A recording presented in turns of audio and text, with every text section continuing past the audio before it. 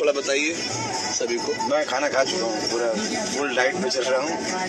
आप लोग खाना खिला के वापस घर छोड़ के अपने घर जाके सो जाओ। नहीं, खाना तो हम लोग के साथ थोड़ा खाना पड़ेगा।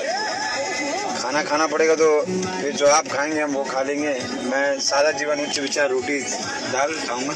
1 गिलास पी लेना। विशाल को 1 गिलास पिला देंगे आज हम लोग। बहुत जी हाँ दोस्तों, तो आपने सुना कि दीपक सिंह के लाइव शो में, जी हाँ दोस्तों, खेसारी लाल यादव का यानी हिट मशीन खेसारी लाल यादव जी का गाना नींबू खरबूजा भइल मैडम चल रहा है। जी हाँ दोस्तों, आप देख सकते हैं। जी हाँ दोस्तों, आपको ये भी बता दूं कि आज तक खेसारी लाल यादव जी के लाइव शो में कभी भी पवन सिंह का गाना नहीं सुना होगा, लेकिन खेसारी लाल यादव जी का गाना सुन लीजिए इनके लाइव शो में। जी हाँ दोस्तों, अगर आप मेरे चैनल पर नए हैं तो चैनल को सब्सक्राइब कर देना, लाइक कर देना और इस